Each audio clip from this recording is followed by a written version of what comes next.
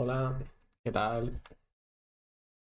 Bueno, eh, el jueves pasado saqué mi tercer vídeo rápido sobre la historia de Nintendo, que ya es con el tercer presidente, que ya abarca desde 1949 hasta 1970 y tanto aproximadamente.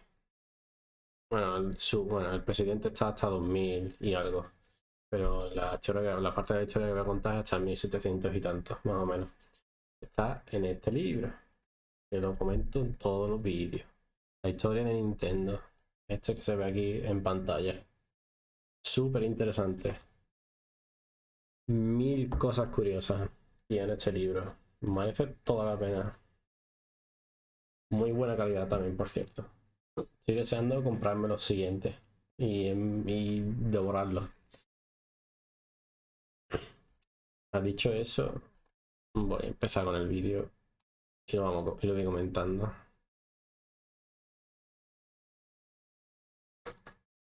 Vale. Antes de eso voy a poner aquí mi red y mi canal de Telegram. Tengo un canal de Telegram en el eh,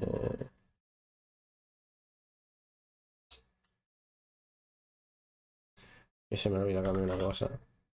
Esto.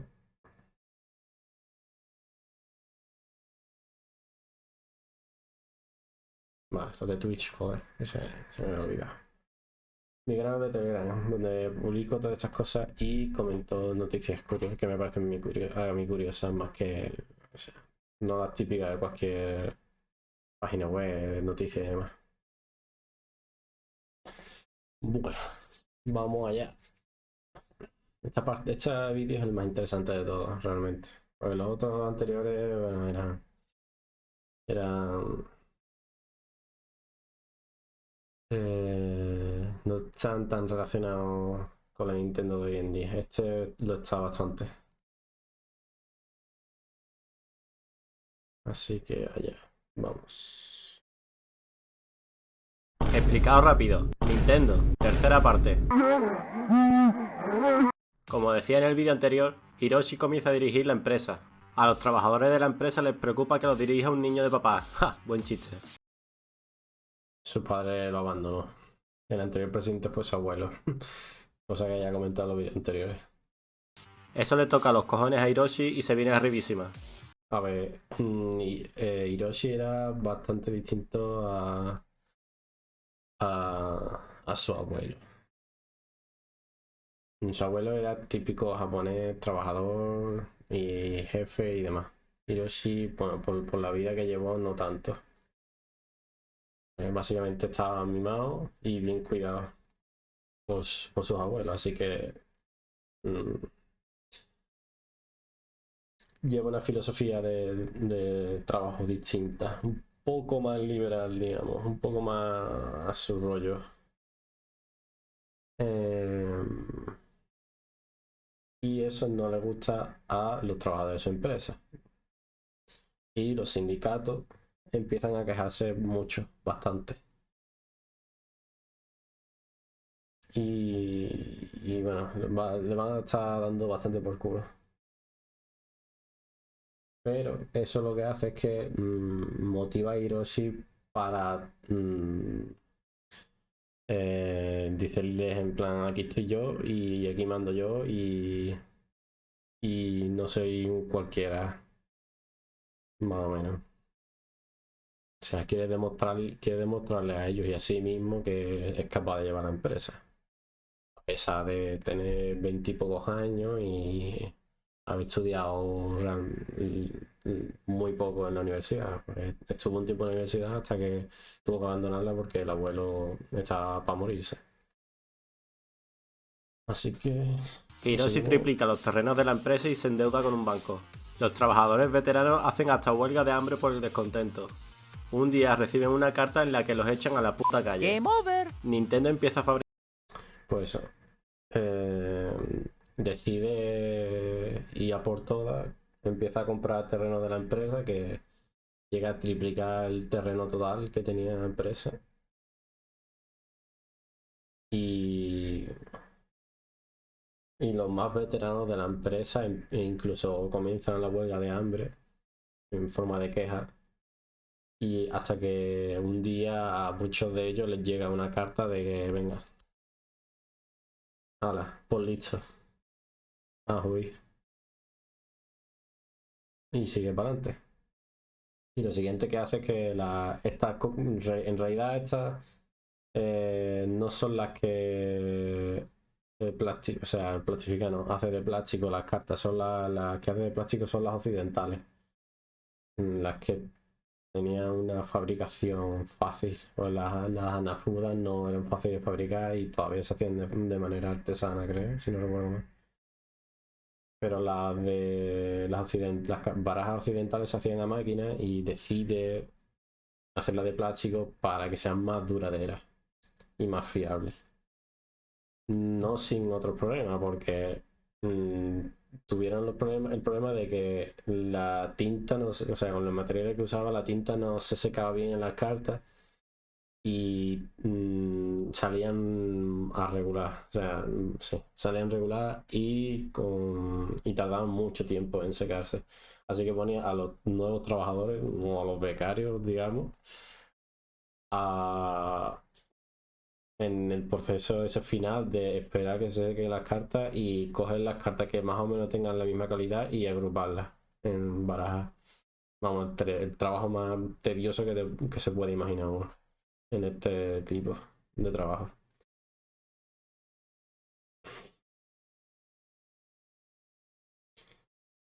Vale. Una cosa que. A ver. Fabricar las cartas occidentales de plástico para que se estropeen menos. En 1950. Vale, espérate. Esperamos aquí. A ver, una cosa que no comento y un detalle que comenta el libro es que Nintendo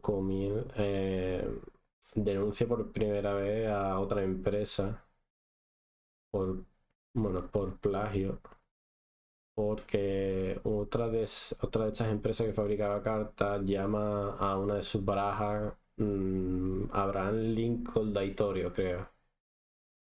Y la primera baraja que hizo Nintendo la llamó Daitorio, que era la baraja que tenía la ilustración de Napoleón. Entonces Nintendo consideró que le estaban copiando claramente y demás y se metió en litigio y no consiguió nada. Desestimaron el caso, lo recurrieron y tampoco, incluso lo llevaron hasta al Tribunal Supremo y nada, que no consiguieron nada. Bueno, en aquella época, yo creo que hasta los 80 quizás, no, 70, 80 que empezó la electrónica, no, esto del tema de plagios y demás, regular.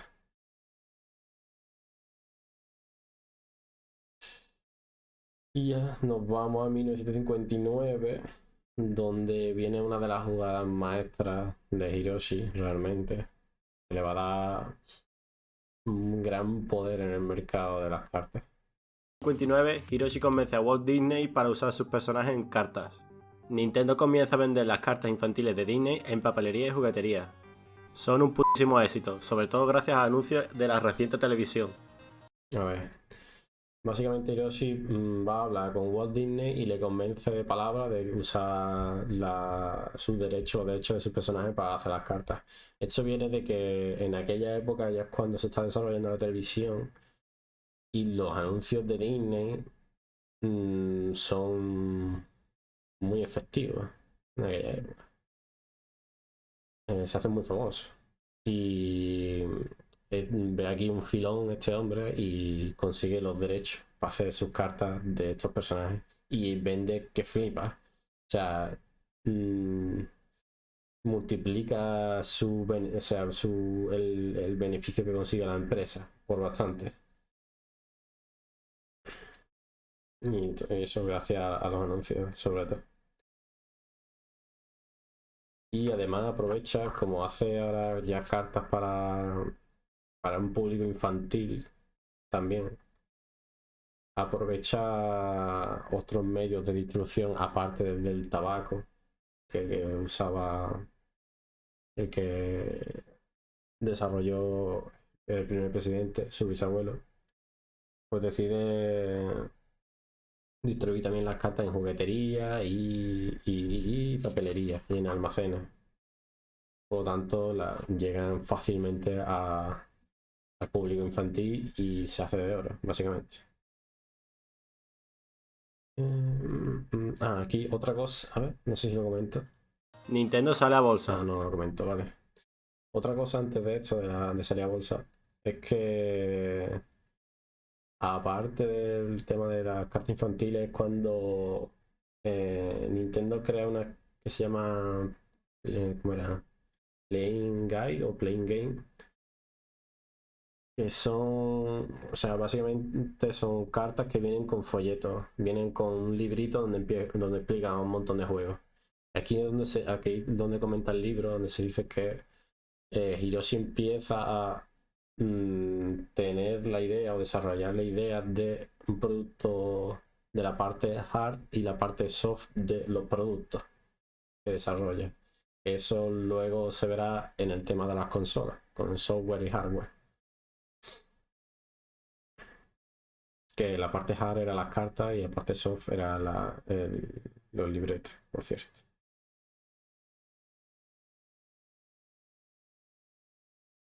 Y luego, y bueno, unos años después salen a bolsa, lo cual le va a salvar en el futuro gracias a las inversiones que tiene de fuera de comparación y fuera de la empresa. Pero eso viene un poco después. Llegan las Olimpiadas a Japón. Eso en 1964, sin estoy en lo correcto, creo que sí. Nintendo prepara cartas de la temática. Le sale putísimamente mal. Los niños ya tienen demasiadas putas cartas. Las cartas ya no llaman la atención al público general y Nintendo se une un poco en la mierda. A ver, Nintendo desarrolla juegos y folletos y cosas así relacionadas con las cartas, también con Disney y demás, sobre las Olimpiadas. Lo que pasa es que se llevan un palo enormísimo. Pensaban que iba a reventar otra vez el mercado, pero ¿qué va? Fue todo lo contrario, les fue fatal. Al parecer ya es que tenía el mercado saturado o algo así, ya que vamos, que es que nadie compraba ya más cartas, porque ya los niños que eran los principales principal target de estas cartas y demás, pues ya tenían varias barajas, ya coleccionaban de las que ya había vendido de antes y no querían más, literalmente. Así que se llevaron un palo gordísimo. Y aquí donde Hiroshi entiende o empieza a entender que debe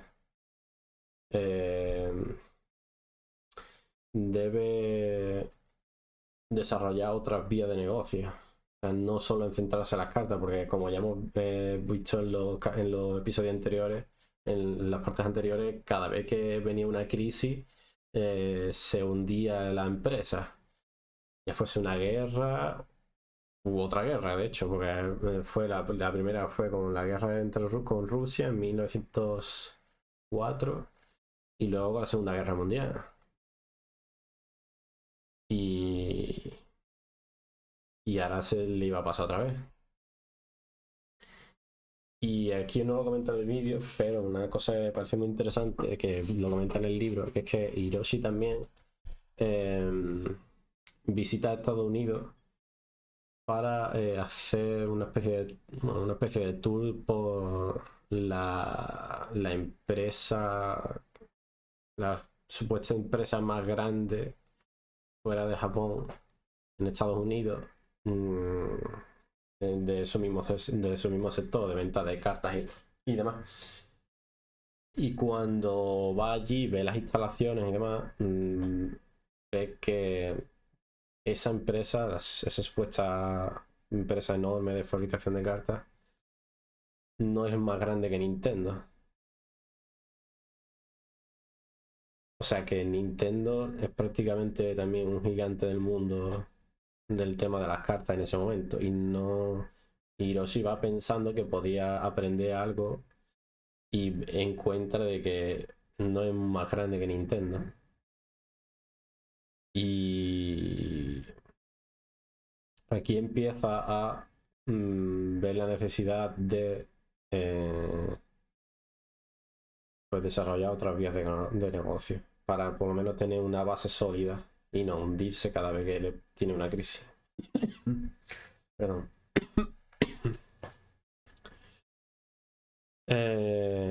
A ver, voy a pasar el vídeo y ahora comento. Intentan vender comida como fideos y arroz e invierten en hoteles de amor y taxis. Topan a porque no les sale bien. Si no llega a salir a bolsa, la pifian. A Nintendo les falta gente con estudios. Vale. Las cosas que comenta el libro, pues eso son alimentos que eran arroz, que por lo visto estaba horrible, muy mal, sabía muy mal. Y eran sopa Popeye, creo que era algo así. Sí, Popeye, el Popeye el marino, sí. Y por lo visto, o sea, apostaron por este negocio porque el negocio de la alimentación es relativamente seguro, tiene muy poco margen de beneficio, pero aporta una base consistente en el tiempo, digamos. Pues siempre va a haber demanda de alimentos. Entonces, intenta ir por ahí a tener una base sólida. Pero lo que pasa es que desarrollan una mierda que no vende y ni que. Bueno, porque está asquerosa. Que de hecho, creo que fue en este momento, más o menos, cuando compran, o sea, expanden más los terrenos de Nintendo y crean fábricas específicas para el tema de la comida. Y les va fatal con esta parte también. Y aparte de eso, compran acciones en una empresa de taxi de Japón que también aporta un beneficio, también seguro, pero tampoco es apabullante, tampoco es enorme el beneficio. Y un tiempo después vende las acciones de la empresa de taxi y pasa también del tema. Que de hecho esa empresa de taxi por lo visto existe hoy en día, pero como con otro logo, otro nombre y demás. Pero ya Nintendo a día de hoy no tiene acciones ni mucho menos. Y lo más interesante de esta parte son los hoteles de amor. Que sí, que Nintendo compra los hoteles estos de amor, en la que la gente podía pasar una tarde, una noche ahí, bueno, a su bola, haciendo. Ah, sorpresa. Haciendo el aquello. Y esto fue criticado en los periódicos y le metieron alguna que otra pullita ahí a Nintendo de forma sarcástica en los periódicos. No voy a comentar lo que dicen para que os anime a comprar el libro este y lo leáis por vosotros, pero nada, es un par de comentarios que comenta aquí el libro, pero está interesante. Os dejo la sorpresa para que se lo quiera comprar. Y ahora es cuando Hiroshi se da cuenta o piensa que realmente en su empresa los trabajadores eran de poca cualificación, eran los trabajadores de siempre, artesanos de siempre, pero que no tenían una cualificación excepcional, ni mucho menos. Contrata a Gunpei Yokoi que sabe de electrónica un rato. Entonces lo que hace es que, porque como él había ido a la universidad, dice, bueno, mis trabajadores están con una cualificación escasa. Y pone anuncios para contratar a alguien a personas pues, con estudios y demás. Y a estos anuncios responden dos personas, o al menos dos personas, que son muy importantes para Nintendo. Que una es Yo no tengo los nombres por aquí, a ver si no me los pierdo de vista.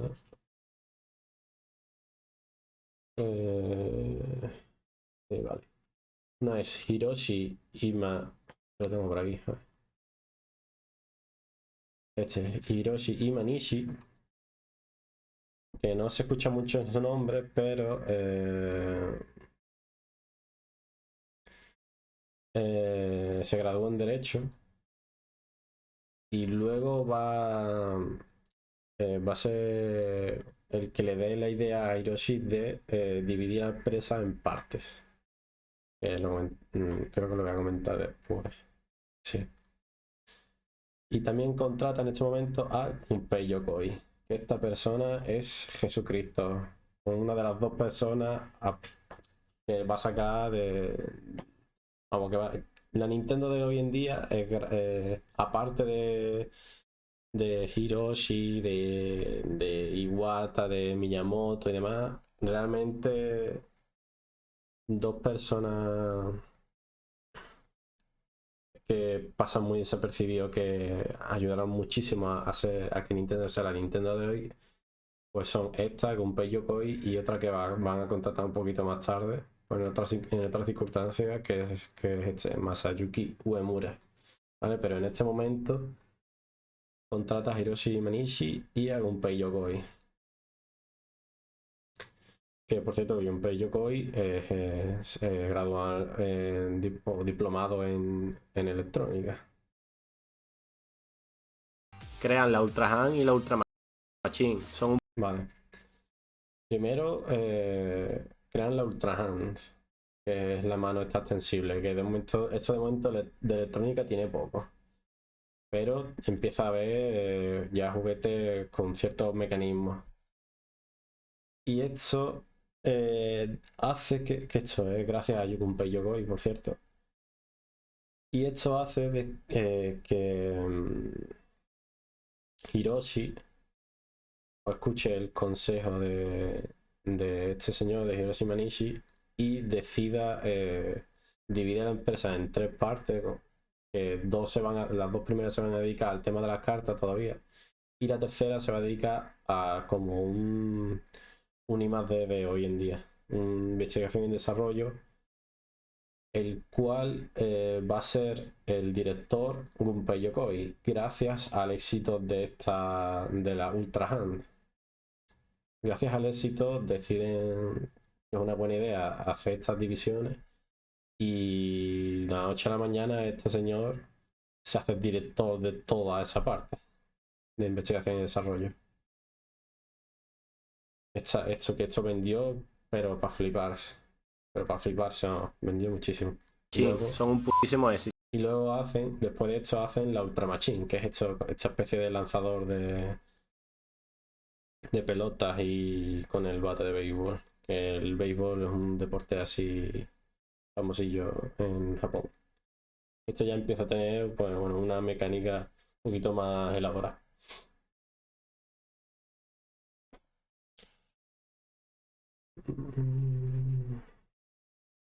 Y aquí ya empiezan a hacer ciertas cosas ya mecánicas y electrónicas. Nintendo. Aquí ya cuando empieza, esto ya puede ser en 1960 y tantos. Por ahí más o menos.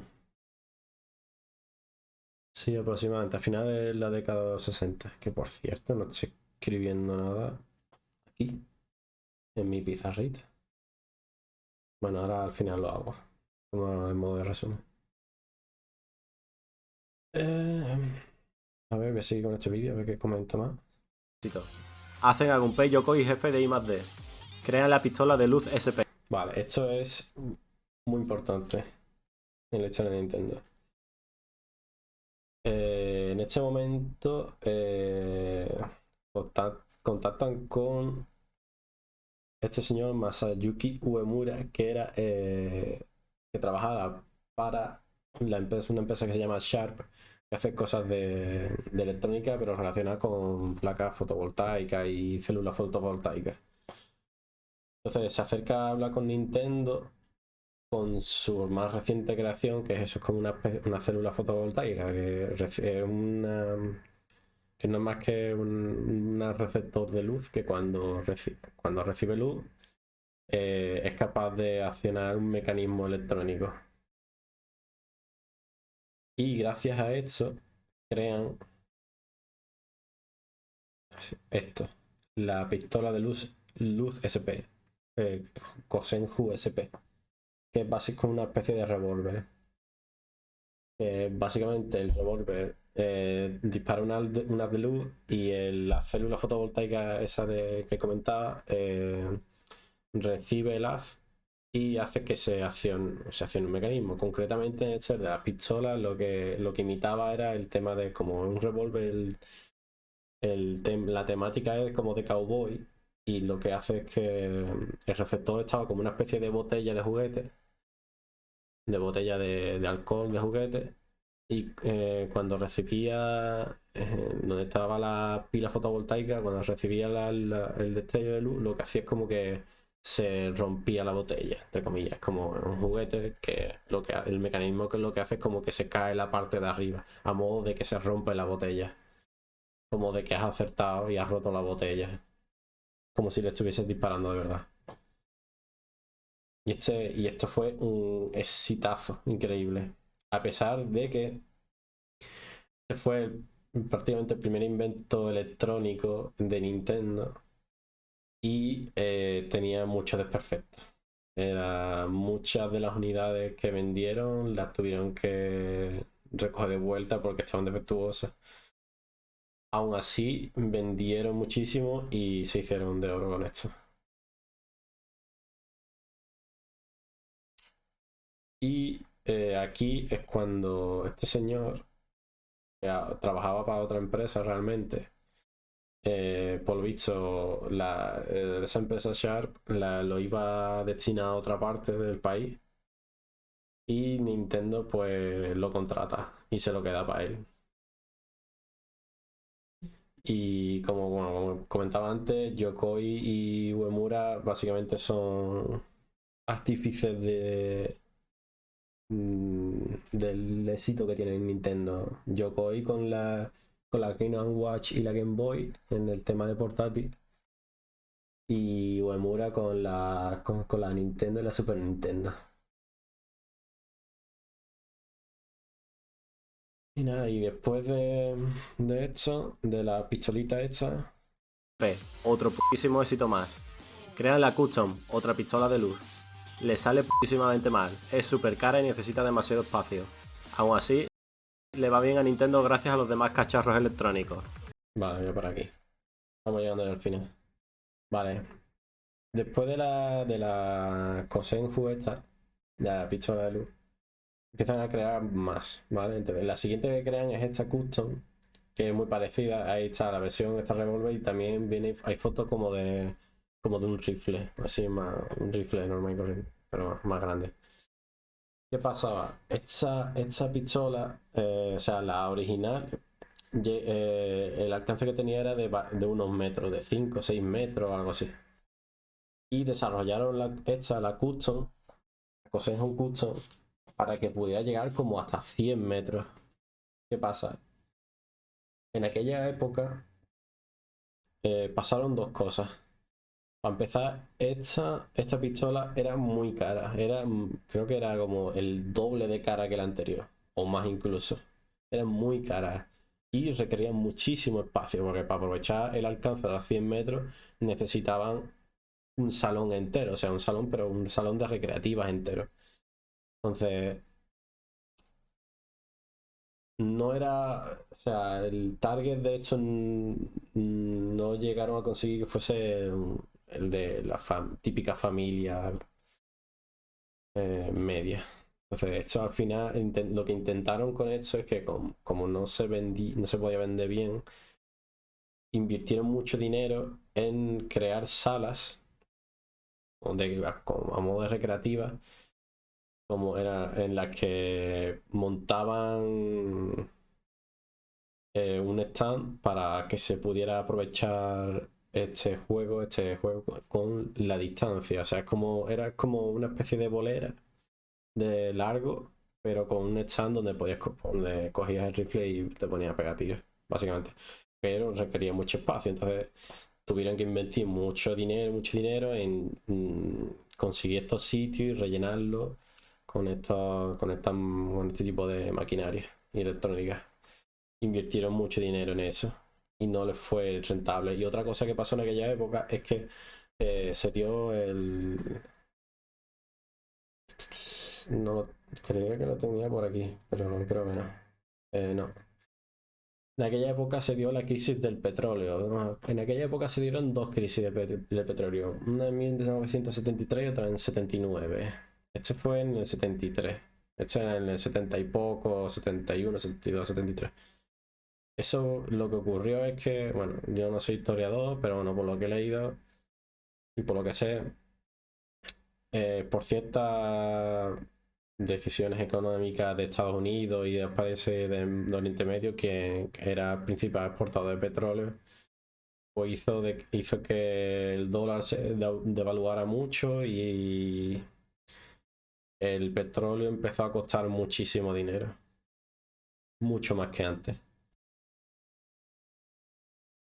Y esto afectó todo el mundo. Por lo tanto, ahora los costes de fabricación y transporte en todo el mundo eran mucho mayores. Entonces se sumó a que ya de por sí este juguete ya era caro con la crisis.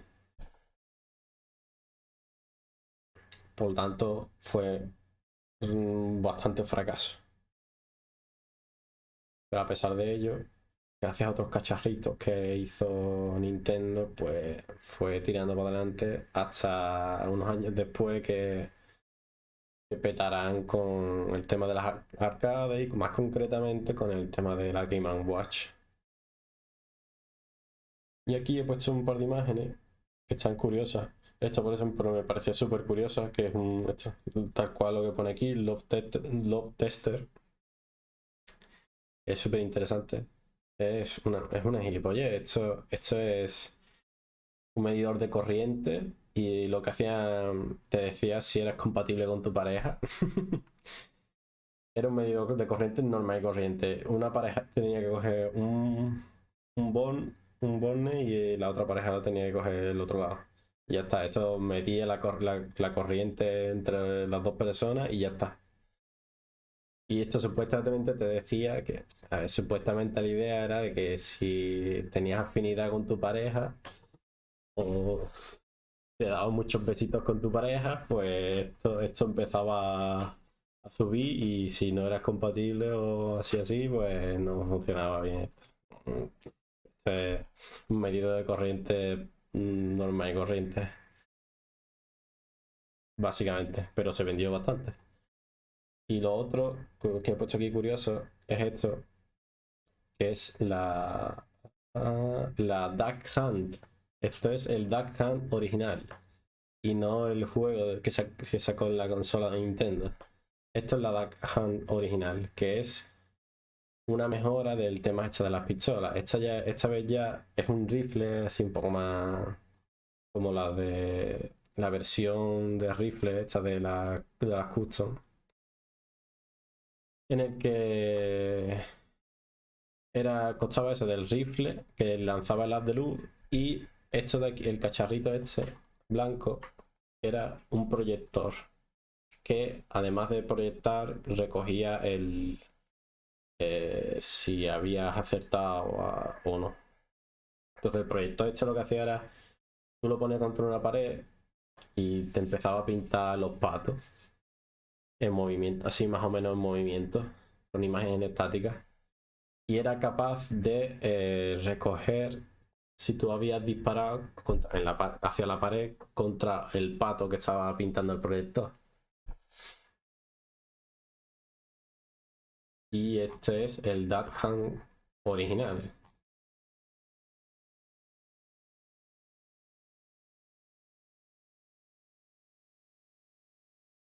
Creo que tenía hasta sonido y demás. Sí, creo que tenía hasta sonido y todo. Y esto, pues ya sabemos lo que pasó después con esto. Ya Nintendo sacó la consola, hizo su pistolita y sacó este juego. Pero este es lo original. Es muy curioso. Y después de esto, pues ya. Gracias a eso comenzarán a fabricar arcades y más adelante las primeras consolas antes de la NES. ¡Pum! Explicadito, ¡hala! ¡Hala! Pues nada, ya a partir de esto, pues Nintendo se mete ya de lleno en el tema de la electrónica, las arcades, los juegos de este estilo y demás. Y ya es cuando empiezan a desarrollar, antes de hacer las arcades, hacen una especie de prototipo de arcade muy curioso y muy ingenioso, que son estos, como estos de aquí. A ver si consigo. Es una mezcla entre lo que comentaba antes de los stands hechos donde se disparaba con las pistolas hechas a larga distancia y lo de los patos. Es una mezcla. Entonces, hacían esta.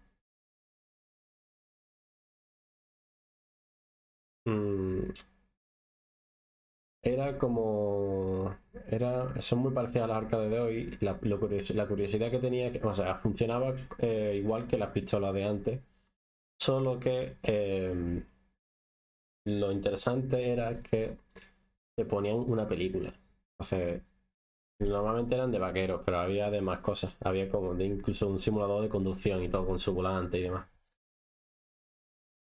Pero curioso era que que te ponían la película y tenías que disparar hecho a rollo a los vaqueros y demás. Y si acertabas cuando aparecía en películas de verdad, o sea, películas grabadas de verdad, si acertabas, el mecanismo este lo identificaba y lo que hacía era, dependiendo si acertabas o no, mmm, cambiaba la película y así iba. O sea, si acertaba, quitaba la película esta del vaquero este y ponía la parte en la que le habías dado y bueno, caía lo que fuese. Y así.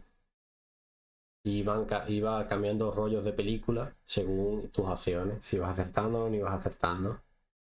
Fue los prototipos de arcade que realmente que desarrolló Nintendo. Y luego, unos años después, ya sí que empezaron con las arcades. Que aquí empezó una época de la célula fotovoltaica, por cierto. Aquí ya empezó una época de y cuando eh, se empieza a desarrollar el Pong, el Space Invader. Y aquí ya empiezan todas las empresas a plagiarse a diestro y siniestro, pero vamos, como poseso. Aquí todo el mundo quería tener su Space Invader, todo su Pong, todo su. Vamos. Y Nintendo, por supuesto, hace su versión de Space Invader y su versión de todo. Y en cierto momento.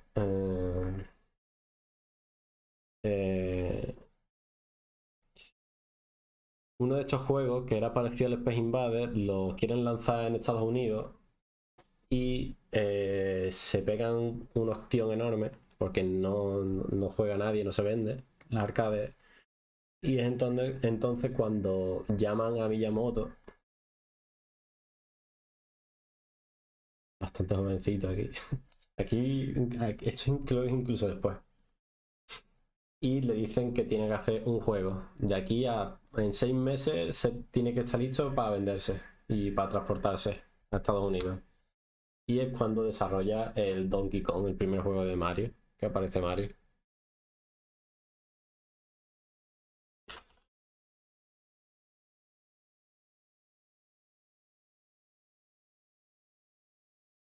Clásico.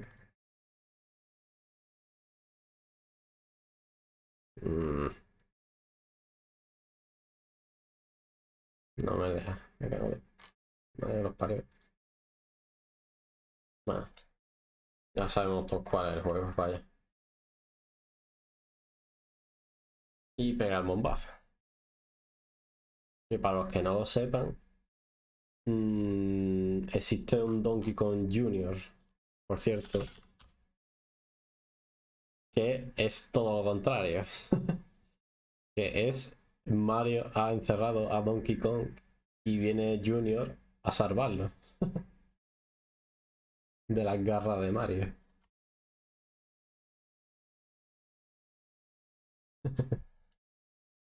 Por si alguien no lo sabía.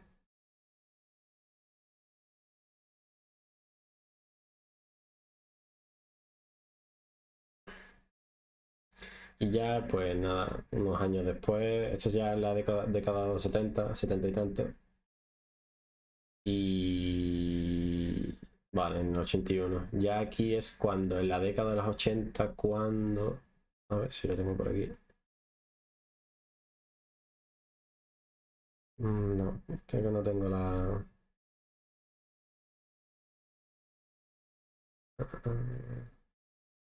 Vale, en el 80, vale.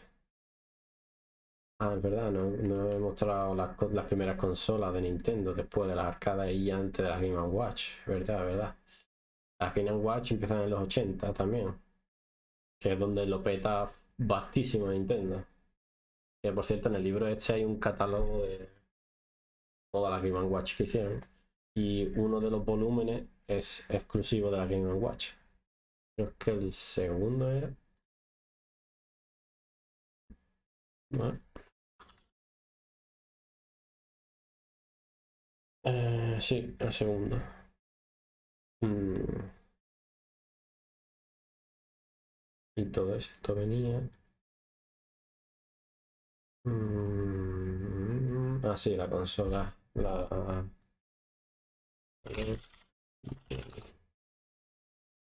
Esta.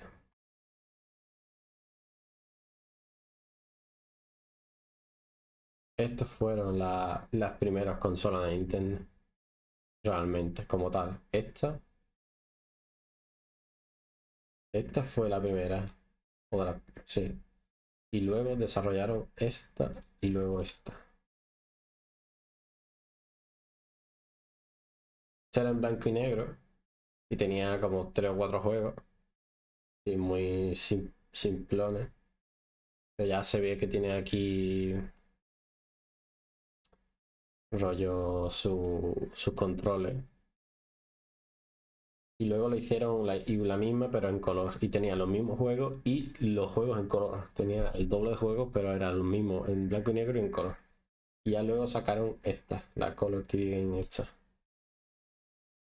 Y todo esto es antes de que empezara con la Game Watch y la Nintendo.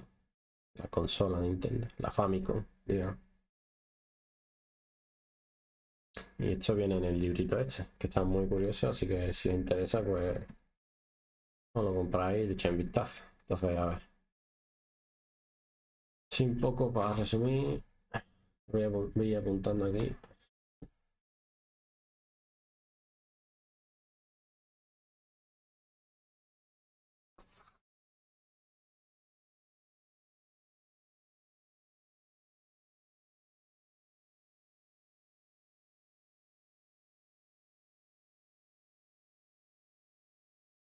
Vamos a hacer una recapitulación.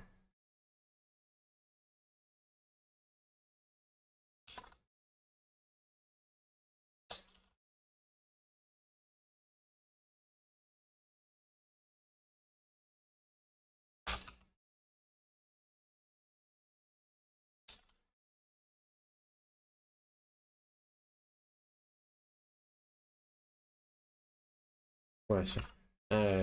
Yoshi no era como su abuelo y hasta se ponen de huelga de hambre. Y Hiroshi los llega a despedir.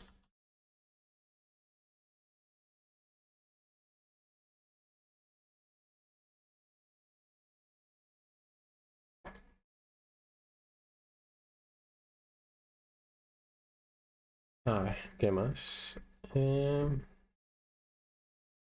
Empleaba los terrenos, se endeudaba, echaba a esta gente, empezaba a hacer las cartas.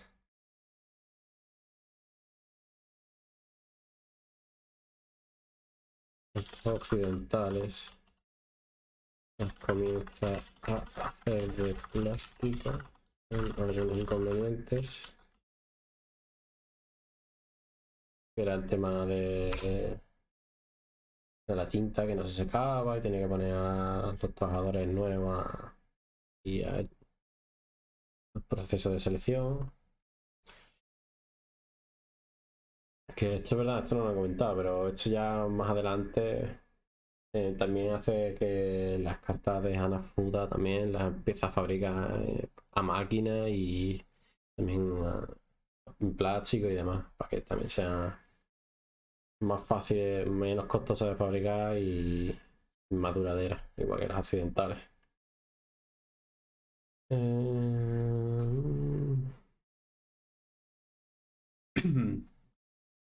Consigue los derechos de los personajes de Disney.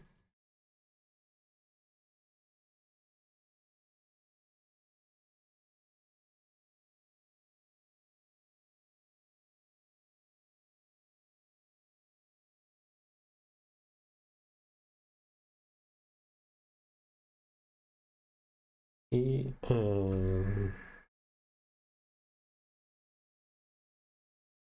luego eran las Olimpiadas.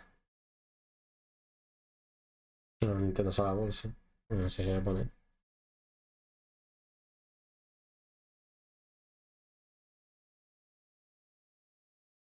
Aquí creo que cuando salía bolsa me parece cuando es la Nintendo de hoy. O sea, como empresa como tal es la Nintendo de hoy.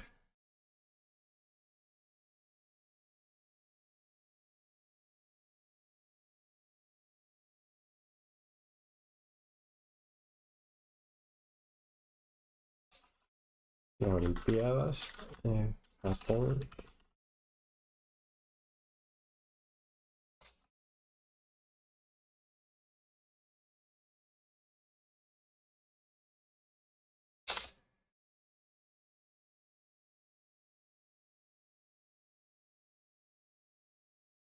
Es cuando ya dejar de venderse y la gente empieza ya a aficionarse a cosas más rollo de bares y demás.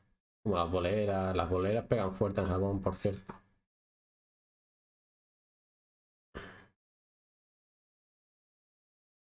Eh,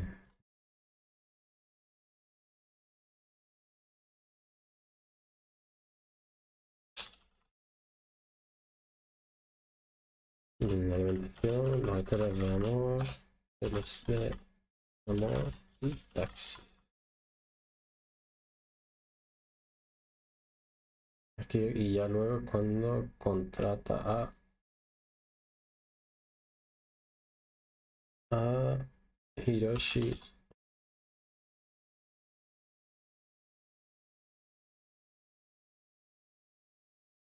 Imanishi, Imanishi y Junpei Yokoi.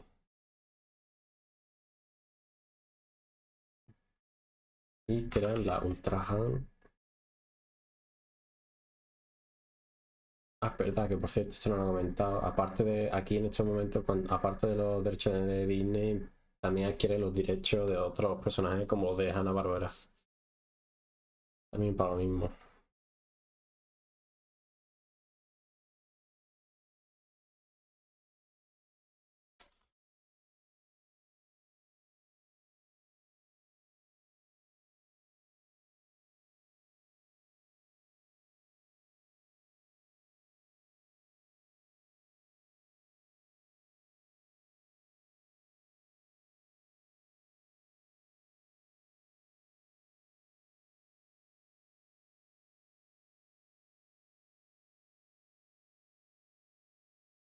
Este. Después del éxito de la Ultra Han, tenga a Yokoi director de la parte de I+D y crean la Ultra Machine.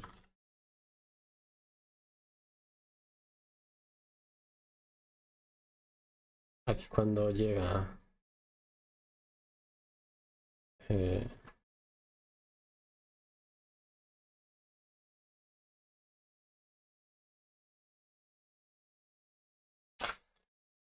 Masayuki Uemura con Sharp y crean la pistola del USP. Aquí también en esta época Nintendo se da cuenta de que en el tema este de la electrónica y los aparatos de este estilo es muy pequeña. La gran parte del mercado la tienen otras empresas como Atari, por ejemplo, y Casio, y van muy atrasados en este aspecto. Pero aún así consiguen ponerse líderes del sector, básicamente.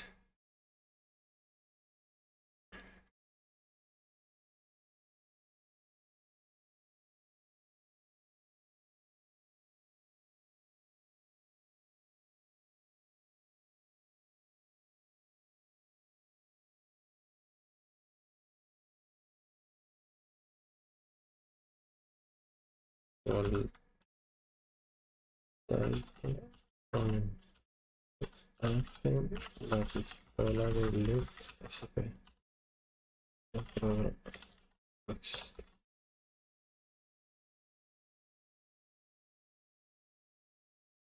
X.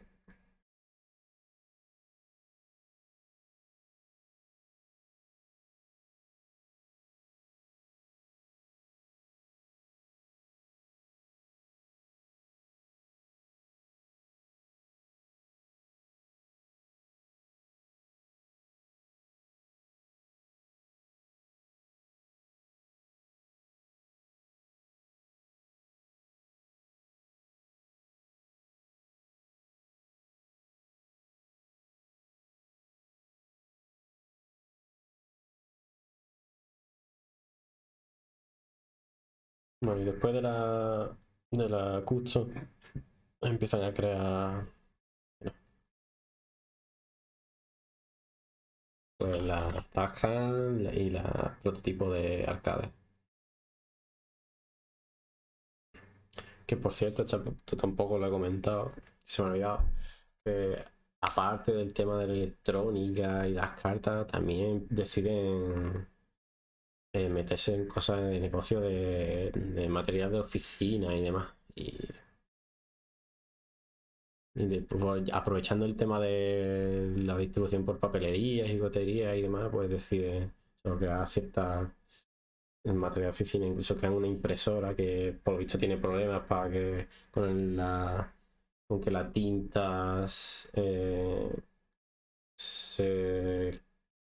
cuaje bien en el papel, y tienen que rehacer, o sea, tienen que diseñar una segunda versión de esa impresora que ya es un poco mejor y tal. Y bueno, se me mete unos líos también, pero bueno, como curiosidad.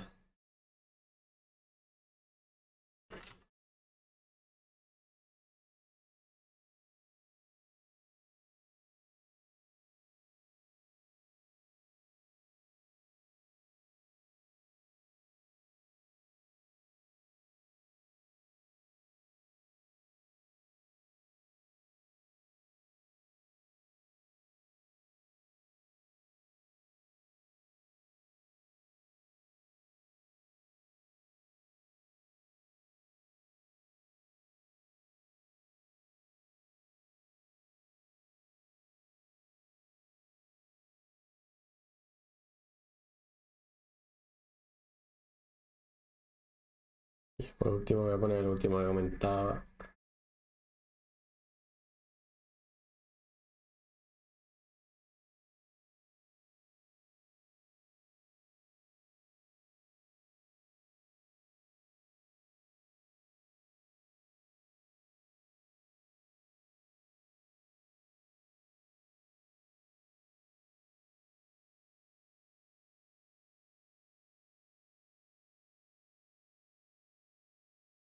Y va a resultar ser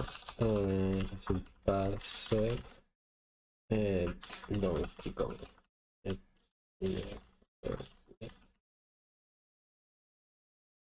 Y el resto es historia, pero más moderna. Así que ese es más o menos así, bastante resumido. Echar la historia así un poco más reciente antes de comenzar con la Famicom, la Game & Watch de Nintendo.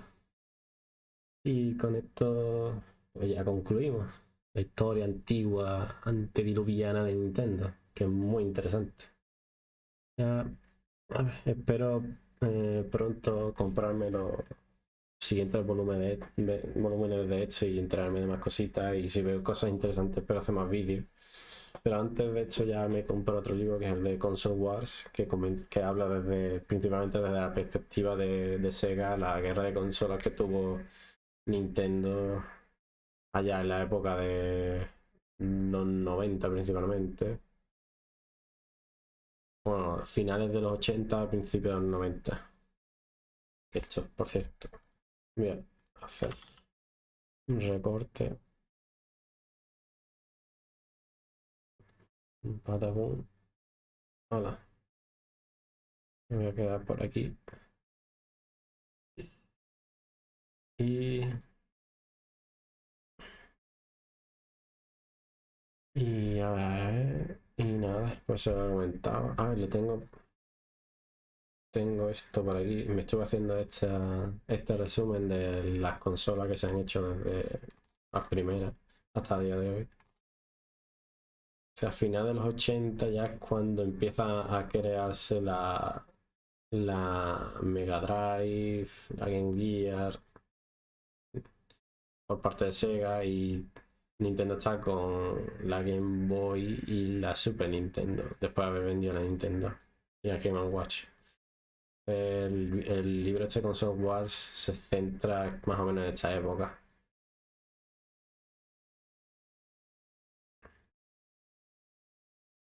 Tiene pinta de ser bastante interesante. Y nada, creo que se ha olvidado, ¿no? Así que espero que os haya parecido curioso. Y si queréis saber más, pues ahí tenéis mi canal, Explicaos. donde iré publicando pues cada jueves o casi cada jueves. Bueno, cuando vaya saliendo del alma iré publicando más vídeos. No solo ya de empresa, los siguientes vídeos que tengo preparados pues son de la historia de juegos. O sea, no de la historia detrás de los juegos, sino del propio juego. Porque me parece interesante también explicar muy resumidamente la historia de algunos juegos, porque son cosas que se olvidan o lo que sea, y que me apetece recordar en un par de minutos. Pues me veo los vídeos hechos recordando la historia rápidamente del videojuego, y así lo tengo en la mente bien fresco. Aparte de toda la historia de la industria, que también me interesa. Y nada, antes de terminar, pues dejo aquí otra vez mis redes sociales y comentar otra vez de mi canal de Telegram, donde comento muchas cositas interesantes. Y todo este rollo de mis vídeos, mis streaming y demás. Y nada, espero que paséis buen día, buena tarde y buena noche, según cuando veáis, si es que lo veis en diferido. Hasta otra.